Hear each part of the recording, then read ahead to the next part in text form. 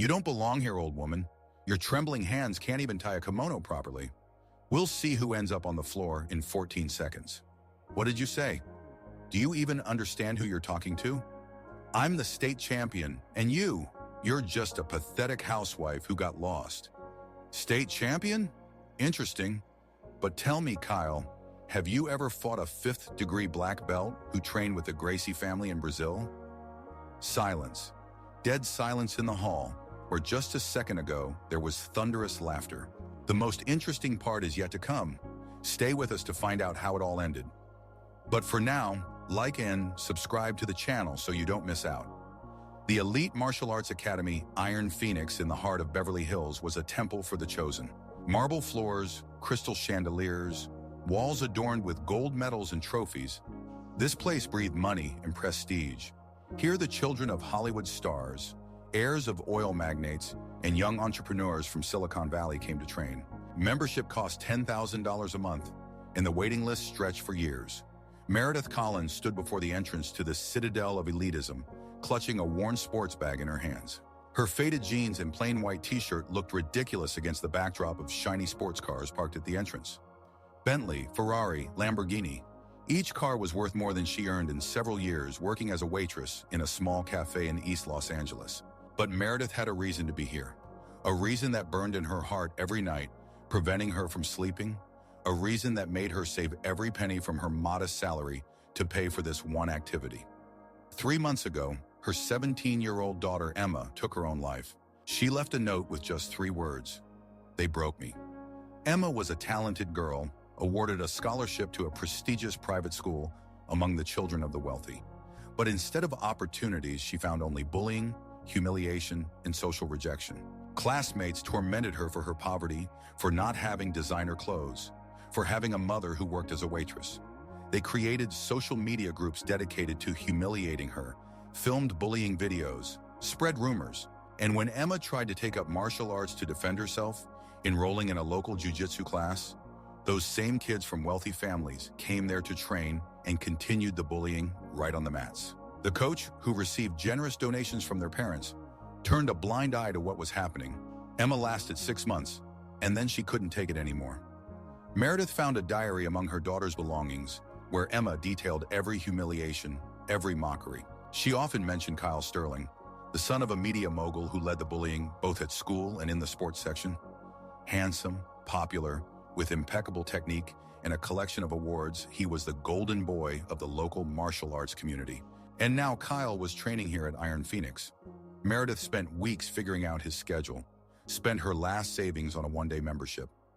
She had a plan she had been nurturing for 3 months, ever since the day she found her daughter's body. The automatic doors opened with a quiet hiss, and Meredith stepped into the cool marble lobby. Behind the reception desk sat a young blonde with flawless makeup and a smile that instantly became strained as she assessed the visitor's appearance. "Welcome to Iron Phoenix, the girl said, clearly struggling to maintain professional politeness. "How can I help you?" "I signed up for a trial class." "Meredith Collins," Meredith replied, pulling a crumpled receipt from her wallet. The girl scanned the computer screen, and her eyebrows shot up in surprise.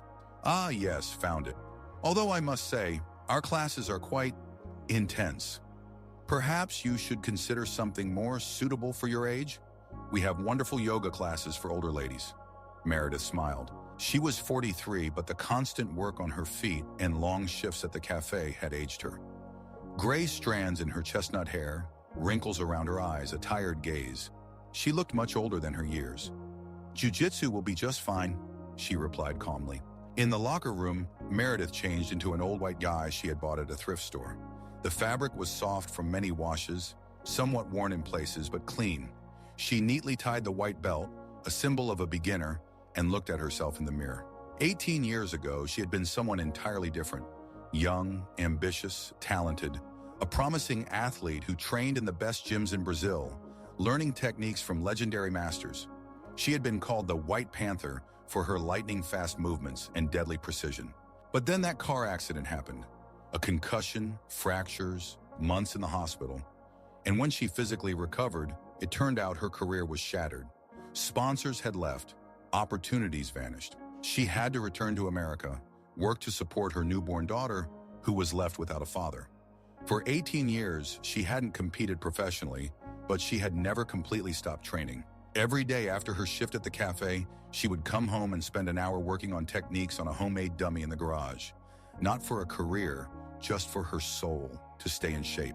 Emma sometimes watched, admiring her mother's grace, but Meredith never told her daughter about her past, ashamed of her shattered dreams. But now none of that mattered. What was important was justice for Emma. The training hall was enormous. The mats stretched over several hundred square meters, and the mirrored walls reflected the daylight pouring in from the panoramic windows.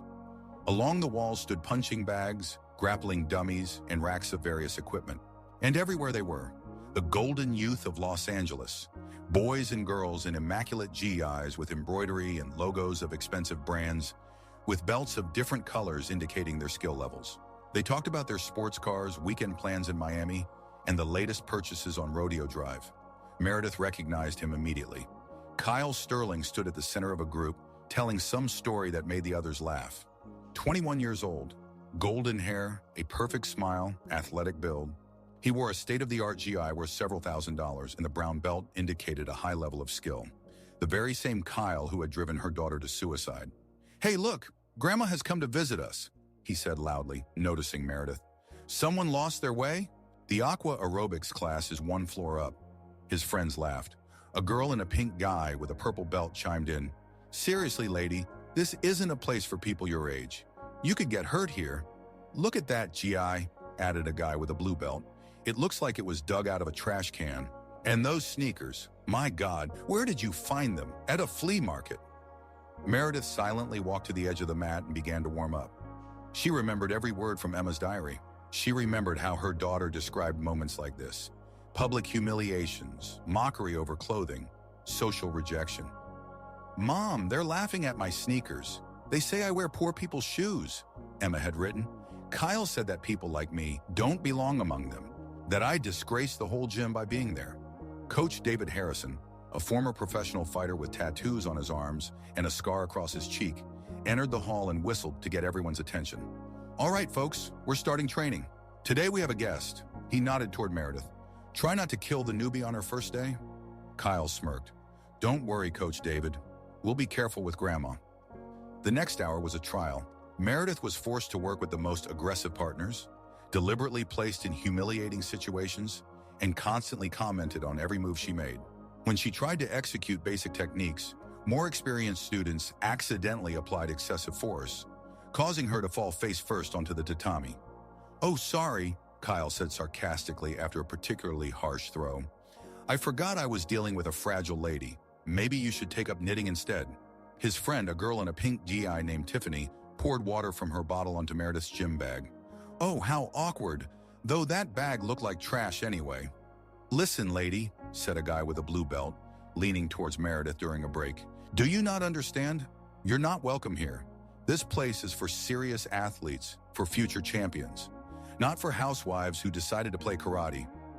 Meredith remained silent, enduring, memorizing every word. In her head, her daughter's voice echoed, "Mom, they say I'm not worthy of breathing the same air as them, that my presence offends this dojo." By the end of the training session, the taunts reached a peak. Coach David, clearly entertained by what was happening, announced a sparring match. "Meredith," he addressed her with a smirk, "since you're so eager to fight, let's see what you're capable of. Kyle, show our guest what real jiu-jitsu looks like." The crowd of students perked up. Phones appeared in hands ready to capture the humiliation.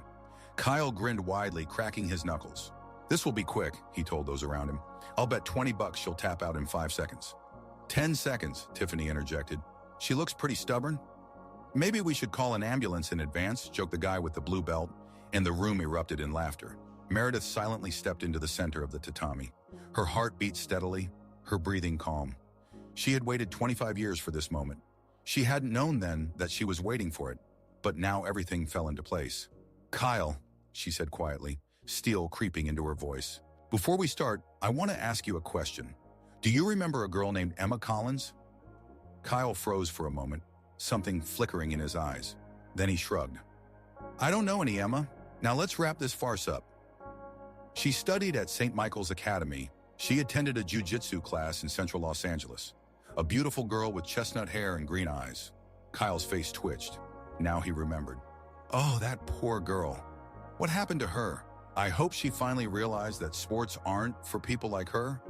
She's dead, Kyle. Meredith's words fell into the dojo like icy daggers. She hanged herself 3 months ago. She couldn't bear the constant humiliation from you and your friends. Silence. Absolute silence. Even the music playing through the speakers seemed to fade away. And what now? Kyle asked defiantly, though a hint of uncertainty crept into his voice. Are you her mother? Here for revenge? I came to teach you a lesson, Meredith replied calmly. A lesson your wealthy parents forgot to give you, that every action has consequences. Kyle laughed, but the laughter sounded strained. Seriously? You think you can do something to me? I'm the state champion, lady. I have a brown belt. And you're just a bitter housewife with a white belt. A brown belt, Meredith repeated, slowly untying her white belt. Impressive. Tell me, Kyle, how long have you been training? 8 years, he answered proudly. And in that time, I've won more tournaments than you've seen on TV. 8 years, Meredith nodded. The white belt fell onto the tatami.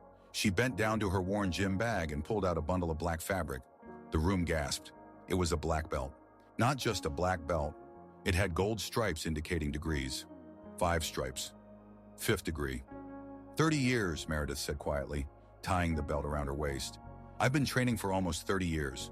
I started at 14 in Brazil. I trained under Carlos Gracie personally. She was a world champion among women. Before the injury. Kyle paled. The other students recoiled, mouths agape in shock. They called me the White Panther, Meredith continued, tying her belt. You might have heard that name in documentaries about jiu-jitsu. Meredith the White Panther Collins. Coach David dropped his water bottle. He knew that name. Every serious fighter knew that name. A legend of women's jiu-jitsu who disappeared from the sport at the peak of her career. This is impossible, Kyle whispered. The White Panther is dead. Or very old. I'm 43, Meredith said, taking a fighting stance. Suddenly, her movements changed. The tired gait of a housewife vanished, along with the slumped shoulders and uncertainty. In their place emerged the grace of a predator, absolute confidence in every gesture. Now I will show you the difference between real mastery and the arrogance of a boy who thinks his daddy's money makes him invincible. Kyle tried to attack first, but his movements seemed slow and clumsy compared to what happened next. Meredith intercepted his attack, executed a classic judo throw, and in the next moment, Kyle found himself on his back. Meredith's hand gripping his throat in a chokehold. 14 seconds, she said calmly, looking at the stopwatch on the wall. That's how long it took me to take down the state champion. Kyle desperately slapped his hand on the mat, surrendering. His face turned red from lack of oxygen. Meredith held the grip for a few more seconds, looking him in the eyes. This is for my daughter, she whispered, so only he could hear. When she released him, Kyle gasped for air, coughing. The room was silent. Absolute silence. Meredith stood up, brushed off her GI, and looked at the other students. There was a fire in her eyes that they had never seen before. Who else wants to learn respect? She asked. No one dared to respond. Tiffany, who just 5 minutes ago had mocked the grandma, now huddled against the wall, afraid to draw attention. The guy with the blue belt stared at the floor, not daring to lift his eyes. Do you know what real jiu-jitsu is? Meredith continued, addressing everyone present. It's not expensive Joe's and Daddy's money.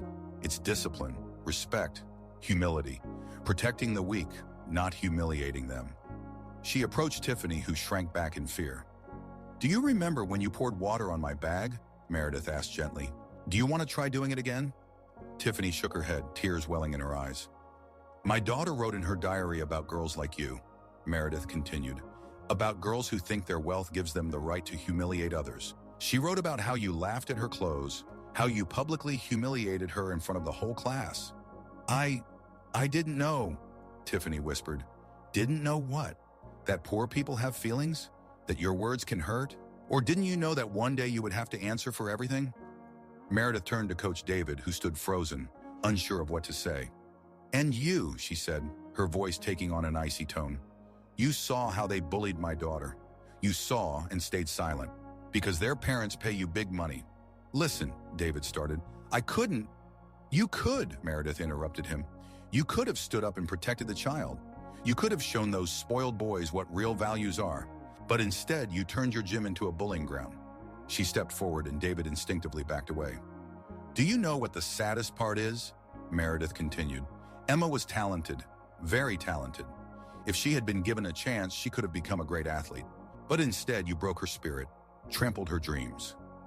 Her voice trembled on the last words, and for the first time that day, Meredith showed her pain. Tears shimmered in her eyes, but she quickly composed herself. Meanwhile, Kyle had gotten to his feet, massaging his throat. His face burned with shame and anger. "Do you think this will change anything?" he said angrily. "Do you think your showboating will make us feel guilty? We did nothing criminal. If your daughter was so weak that she couldn't handle ordinary teasing, then that's her problem." Meredith slowly turned to him. There was something in her eyes that made everyone in the room shudder. "Ordinary teasing?" she repeated quietly. "You call constant bullying, creating social media groups to humiliate her, spreading rumors and physical intimidation, ordinary teasing?" "She was a weakling," Kyle stubbornly continued. "In our world, only the strong survive." "Strong?" Meredith laughed, but the laughter was more terrifying than any scream.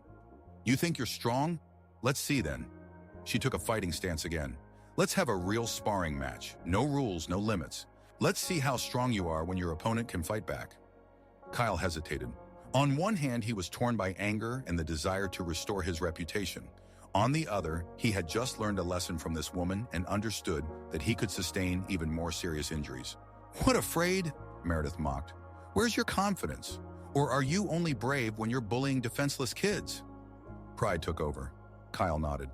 "Fine, but when I break a few of your ribs, don't say I didn't warn you." The real fight began, and it was nothing like the spectators expected. Meredith moved like a dancer, smoothly, gracefully, but every movement was deadly precise. She toyed with Kyle like a cat with a mouse. She let him attack, then instantly countered, making him fall, spin, and grasp at air. Kyle was a good fighter for his level, but the difference in class was colossal. Meredith seemed to read his mind, predicting every move.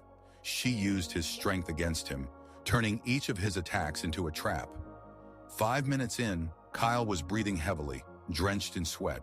His kimono was torn in several places, and bruises appeared on his face. Meredith, however, looked as if she had just started warming up. "Tired?" she asked, not even out of breath. "Want to give up?" "Never," Kyle rasped, trying to make one last desperate attack.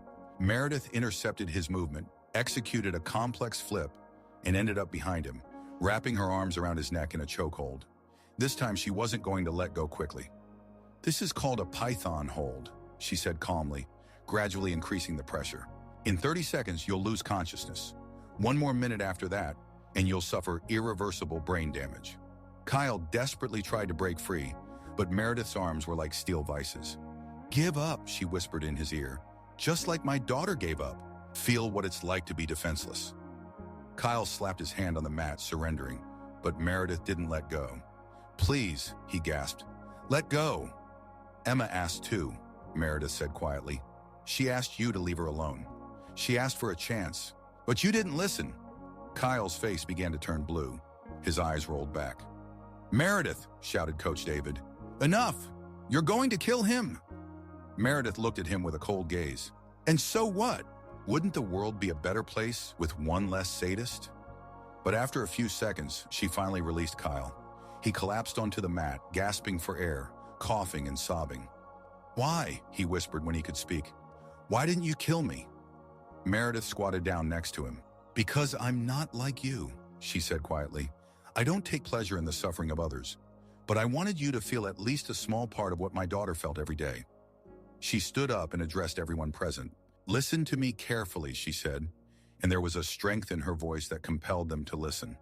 "Martial arts are not a way to assert yourself at the expense of the weak. This is the path of self-improvement, discipline, and protecting those who cannot protect themselves." She approached her bag and pulled out a photograph. A beautiful girl with chestnut hair and green eyes smiled from the card.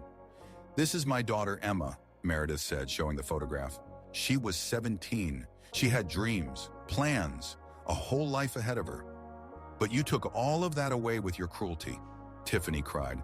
Several other students turned away, unable to look at the photograph. "She wanted to be a coach," Meredith continued. "She wanted to open her own martial arts school for children from low-income families. She wanted to give them what you took from her." Meredith put the photograph away and looked at Kyle, who was still sitting on the floor, pressing his hand to his throat. You asked if this would change anything, she said. Yes, it will, because now you know that every action has consequences, that the pain you inflict on others can come back to you tenfold. She began to gather her things. Meredith, her coach David called to her. What? What will happen now? Meredith turned to him. And what should happen? Do you think I'm going to the police? To tell them how I beat up a group of young athletes? She smirked. No, this was justice, not revenge. A lesson, not punishment. She headed for the exit, but paused at the threshold. However, she said, not turning around, if I find out that any of you continue to bully people, if I hear even one case of bullying in this gym, I will return, and next time, I won't be so merciful. The door slammed behind her, leaving the gym in absolute silence. Kyle slowly got to his feet. Everyone was looking at him, some with sympathy, some with judgment. His reputation as an unbeatable champion was shattered forever.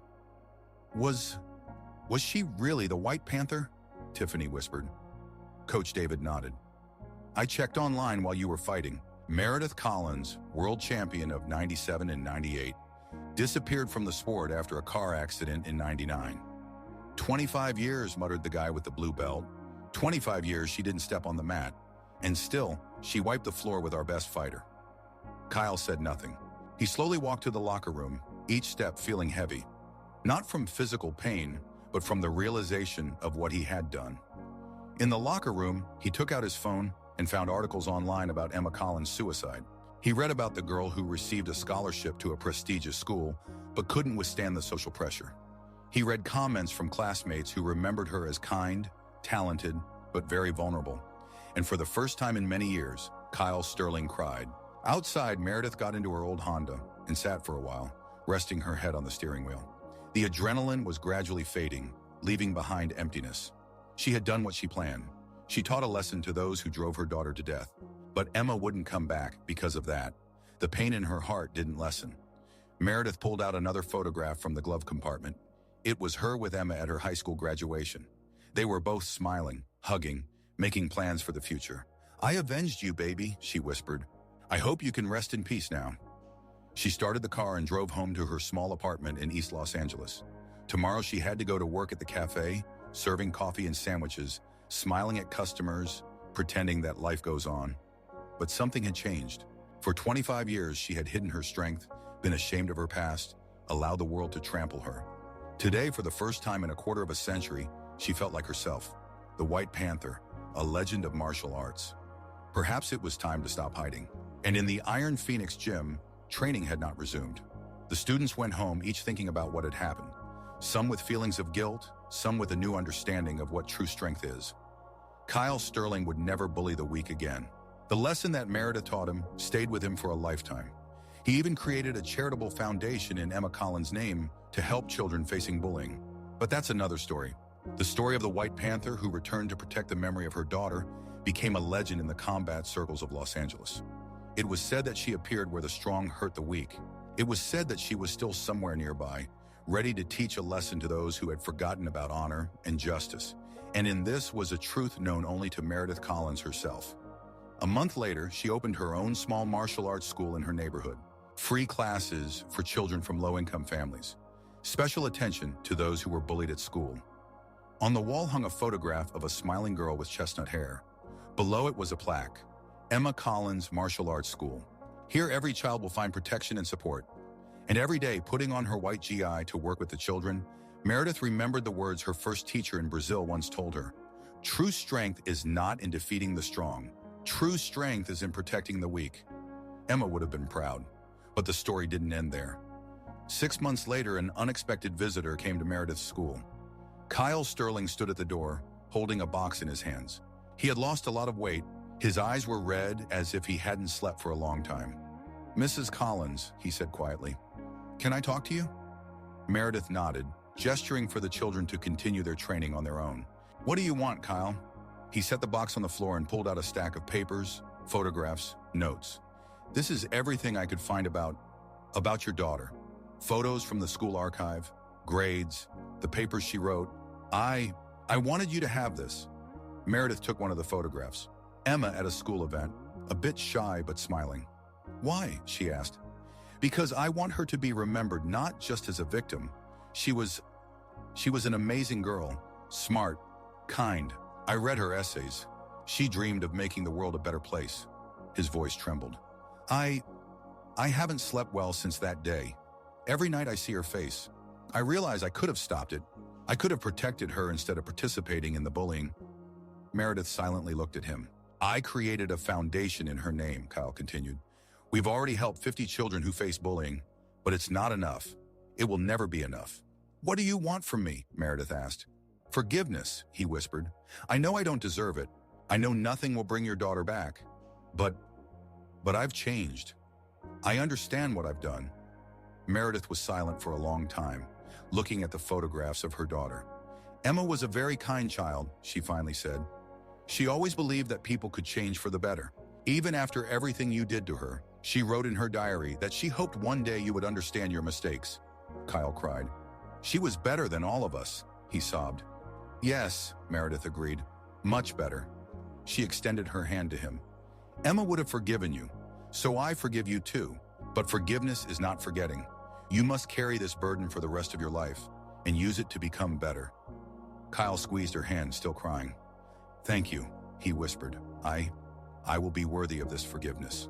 I promise. After he left, Meredith sat alone in the hall, sifting through the photographs of her daughter. In one of them, Emma was in a GI, with a white belt, proudly showing off her first medal. You see, sweetheart, Meredith whispered. You were right. People can change, even the worst of them. Outside, the sun was setting, painting the tatami in golden hues. The hall was quiet and peaceful. Meredith closed her eyes and for the first time in many months felt something resembling peace. Emma could finally rest in peace, and her mother could move on, helping other children avoid the fate of her daughter. The story ended, but the legacy continued. In every child who found confidence within the walls of Emma Collins School. In every instance where the strong defended the weak instead of humiliating them. In every person who remembered the lesson of the White Panther, that true strength comes not from the ability to inflict pain, but from the ability to prevent it. And somewhere in a parallel world, 17-year-old Emma Collins smiled, proud of her mother and how the world had changed after her passing. Because sometimes the greatest victories come not from the strength of fists, but from the strength of the heart. And the most important lessons are taught not through words, but by example. And the White Panther was hunting again. But now her prey was not opponents on the mat, but injustice, cruelty, and indifference. And she never stopped until she found her target. After all, every mother has a duty to her child, and that duty does not end even with death. But fate had prepared another blow for Meredith. A year after the school opened, Detective Michael Rodriguez came to her. A tall man with tired eyes and graying temples looked as if he bore the weight of all the unsolved cases in the city on his shoulders. Mrs. Collins, he said, showing his badge, I need to talk to you about your daughter. Meredith's heart skipped a beat. What happened to Emma? She has been dead for a year and a half. Yes, I know, but recently we arrested a man in another case, and he told us some circumstances surrounding your daughter's death. The detective pulled out a folder of documents. You might want to sit down. Meredith sank into a chair, feeling the ground slip away beneath her feet. The man we arrested is Bradley Sterling, the father of Kyle Sterling. He is accused of corruption and money laundering. In an attempt to get a lighter sentence, he started cooperating with the investigation. The detective opened the folder. According to his testimony, your daughter's death was not quite a suicide. The world around Meredith spun. What do you mean? Sterling Sr. learned that Emma was planning to sue the school and his son for systematic bullying. She had recordings, photographs, witnesses. The case could have cost the family millions in damages and ruined their reputation.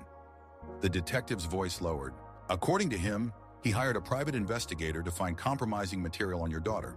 This investigator, he infiltrated her social networks, her personal correspondence. He found information about her depression, about thoughts of suicide. Meredith felt nauseous. Then he created fake accounts and started sending Emma anonymous messages. He convinced her that she was worthless, that the world would be better off without her. He sent her links to methods of suicide, to forums where people discussed death. No, Meredith whispered. No, this is impossible. Sterling says he didn't want her dead. He just wanted to scare her, to silence her. But his plan worked too well. The detective handed her printouts of the messages. This is the correspondence between the private investigator and your daughter in the week before her death. Read it. Meredith took the sheets with trembling hands. What she read shattered her heart completely. Emma, do you really think anyone will miss you? Your mother works as a waitress. Do you think she wouldn't be happier without the burden of a failed daughter? Face the truth. You'll never be good enough for this world. There's a simple way to end the pain forever. Each message was a calculated blow to the psyche of a vulnerable teenager. Every word was carefully chosen to push Emma to the edge. They killed my daughter, Meredith whispered, and there was such pain in her voice that the detective turned away. They killed her just as surely as if they had pushed her off a roof. Mrs. Collins, I understand how hard this is. No! Meredith jumped up, crumpling the printouts in her hands. You don't understand. For a year and a half, I thought my daughter was weak, that she couldn't handle the difficulties. I blame myself for not being able to protect her. And it turns out they deliberately drove her to suicide. Tears of rage streamed down her cheeks. What will happen to them? What will happen to Sterling and his son? Senior Sterling will receive a reduced sentence for cooperating. The private detective has already disappeared. We are searching for him. And Kyle, technically, he wasn't involved in this specific part of the plan. So no one will be punished for my daughter's death? The detective sighed. Proving suicide coercion is very difficult, especially after so much time has passed. Meredith remained silent for a long time, clenching and unclenching her fists. Thank you for telling me the truth, she finally said. Now I know what to do. Mrs. Collins, the detective placed a hand on her shoulder. I understand how you feel, but don't do anything foolish. The law, Meredith turned to him, fire in her eyes. The law allowed a wealthy man to order the psychological murder of a 17-year-old girl and remain unpunished. What law are you talking about? The detective left, leaving Meredith alone with her fury and pain. She sat in the empty hall of her school, holding a photograph of Emma and feeling something dark and relentless growing inside her. In the evening, Kyle came to see her. He regularly visited the school, helped with the children, tried to atone for his guilt. But today, Meredith looked at him with different eyes. You knew, she said without preamble. Kyle paled. What are you talking about? That your father hired a detective, that they drove my daughter to suicide. I didn't know, he whispered. I swear I only found out about it today when my father called from prison. And what are you going to do about it? Kyle lowered his head. I don't know. I tried to contact the prosecutor, offered to testify against my father. But they said my testimony wouldn't help. I have no direct evidence. So your father will remain unpunished. Meredith, I understand how you feel. No, you don't, she exploded. You can't understand because your family is the one that kills other people's children for money and status. Kyle recoiled as if slapped. I'm not like him, he said quietly. You know I've changed. Changed? Meredith laughed bitterly. You think a few months of charity can atone for a contract killing? It wasn't a contract killing, it was murder, Meredith shouted, causing the windows to rattle. They killed my daughter just as if they shot her in the head. The only difference is that psychological bullets leave no trace, Kyle cried. What do you want from me? What can I do? I want justice, Meredith replied in an icy tone. I want your father to pay for what he did. But how? The law is on his side. Meredith looked at him with a long gaze. Then it's time to forget about the law. The next day, Meredith went to the prison where Bradley Sterling was held. The wealthy businessman, accustomed to commanding and buying everyone and everything, sat in an orange jumpsuit behind bulletproof glass. Mrs. Collins, he said, picking up the phone. A crooked smile was on his face. Finally, we meet in person. You ordered the murder of my daughter, Meredith said without preamble. Murder? Sterling laughed. I didn't kill anyone. Your daughter chose her own path. After your detective led her to that choice. Proving that is impossible. And my lawyer has already arranged a deal with the prosecution. I'll be out in 2 years at most. Sterling leaned closer to the glass. You know what's the funniest part? Your little girl was so pathetically weak. A few anonymous messages, and she was ready to hang herself. If it weren't for my detective, someone else would have driven her to it sooner or later. Meredith sat still, but a hurricane of rage raged inside her. You poor people are all the same, Sterling continued. You think the world owes you something, and when you face reality, you break immediately. You're right about one thing, Meredith said quietly. Reality can be cruel. She stood up. But you forgot one thing, Bradley. Sometimes the victims fight back. Sterling smirked. What are you going to do? Sue me? I have the best lawyers in the country. We'll see, Meredith said and hung up. The following weeks she spent preparing. She reached out to journalists who specialized in investigating corruption among the wealthy. She handed over all the documents the detective had given her, as well as her own records of Emma's harassment. Sterling was rich and influential, but Meredith had something he would never have: the truth and the willingness to fight for justice to the end. The first article was published in a major newspaper a month later. Media mogul ordered psychological assassination of a teenager. The story went viral instantly. Social media exploded with discussions. Hashtags in support of Emma became trending. Meredith gave interviews to several television channels, calmly and dignifiedly recounting what had happened to her daughter. Every word she spoke hit the mark. "My daughter was killed just as surely as if she had been shot in the head," she said live on air. "The only difference is that psychological bullets leave no traces." The public was outraged. The wealthy businessman who ordered the suicide of a 17-year-old girl to protect his son's reputation became a symbol of everything that was wrong with the justice system. Protests outside the prison, petitions demanding a review of the case, boycotts of Sterling's companies. The pressure grew every day, and then something happened that no one expected. A month after the media campaign began, Bradley Sterling, unable to withstand the public shame and horror of realizing what he had done, actually took his own life in his cell. He left a note confessing to driving the underage Emma Collins to suicide and asking for forgiveness from her mother. "I didn't want her death," he wrote. "I just wanted to scare her, to silence her. But I realized that I became a murderer. I can't live with this." Kyle came to Meredith on the day the news of his father's suicide broke in all the media. "This is because of you," he said. "Not an accusation, just a statement of fact." Meredith sat in her living room holding a photograph of Emma on her lap. "I just told the truth to the journalists. People drew their own conclusions. Your father would never have killed himself if it weren't for the public pressure you created. Maybe he just couldn't bear the weight of realizing what he had done." Kyle sat down next to her. "What now?" he asked. "You got your revenge. Do you feel better?" Meredith was silent for a long time. "No," she finally said. "Revenge doesn't bring back the dead. It doesn't fill the void in the heart. But now I know that justice has prevailed."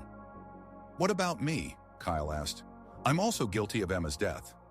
Meredith looked at him. "You've changed. You're trying to atone for your guilt. Your father always believed he was right. Is that enough?" "It's not for me to decide. Emma was a very forgiving person.